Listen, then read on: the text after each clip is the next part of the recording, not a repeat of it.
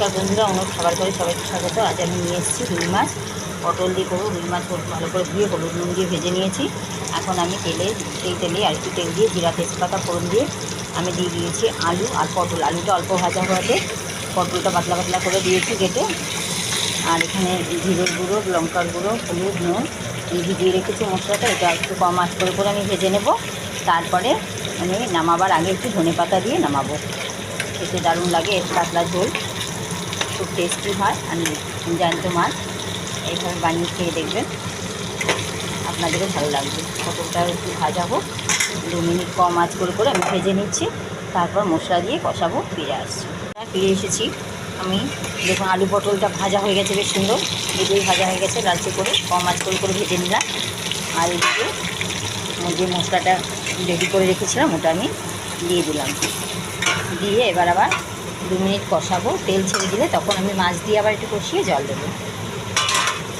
দেখুন মশলার এটা ধুয়ে দিলাম। এবার আঁচটা বাড়িয়ে ফুল ফ্লেমে আমি এটাকে ভালো করে ভেজে নেব।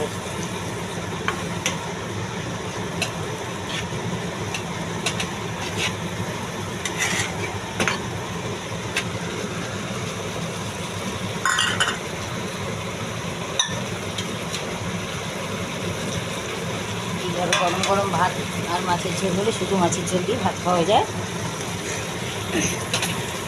খুব একটা পটল দিয়ে করা হয় না, মাঝে সাঝে কখনো কখনো করি। খেতে দারুণ লাগে, সবাই পছন্দ করে, ছেলেমেয়েরাও পছন্দ করে। এরপর একটু ভাজা ভাজা হয়ে গেলে আমি দিয়ে দিচ্ছি মাছ। দেখুন আস্তে আস্তে ভাজা হয়ে যাচ্ছে। মশলা দিয়ে তেল ছাড়লেই আমি দিয়ে দেবো।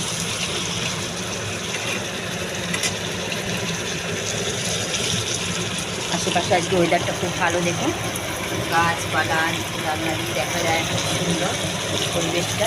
আজকে না রোদ না বৃষ্টি, অল্প অল্প বৃষ্টি পড়ছে আবার কমছে। ওয়েদারটা দারুণ। আমার প্রায় রান্না হয়েই এসছে। ভাত, ডাল, মাছ সব হয়ে গেছে। মাছটা দিয়ে ফুটে উঠলেই আমি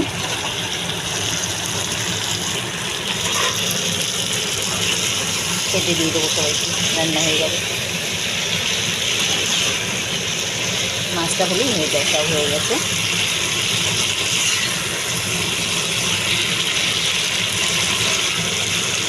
এইভাবে যদি একটুখানি কষিয়ে নেওয়া যায়, খুব বেশি না ভেঙে যায় মাছ, তাহলে কী হবে, মাছের মধ্যে রসটা ঢুকবে ভালো। ঝাল নুন, তারপর জল দিয়ে আমি নিচে রেখে দেবো।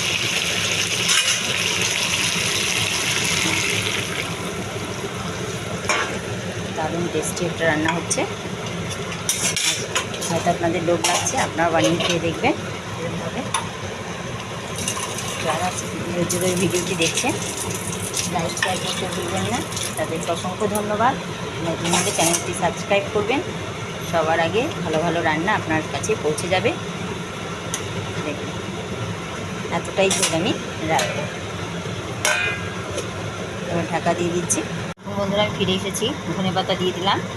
ঝোলের মধ্যে সবজি সেদ্ধই হয়ে গেছে। আলু পটল একটু আটার গুঁড়ি গুলে একটু দিয়ে দিলাম। একটু ঝোলটা মিডিয়াম হবে। এইভাবে আপনারা বানিয়ে খেয়ে দেখবেন। অবশ্যই লাইক শেয়ার করবেন। ভিডিওটি দেখার জন্য অনেক অনেক ধন্যবাদ। এবার খুব 1 ফোঁট দিলেই আমি এটা নামিয়ে দেবো।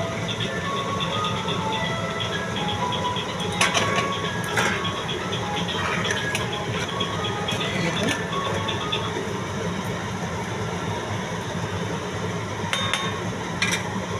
ফুটে উঠেছে প্রায়। আর বেশি ফোটাবো না, ঝোল শুকিয়ে যাবে। এবার আমি রুই মাছ পটল দিয়ে রান্না করে নিয়েছি। এবারে নামিয়ে দিচ্ছি, গ্যাস অফ করে দিচ্ছি। আপনি এভাবে বানিয়ে খাবেন। কেমন করে জানাবেন কমেন্টে অবশ্যই।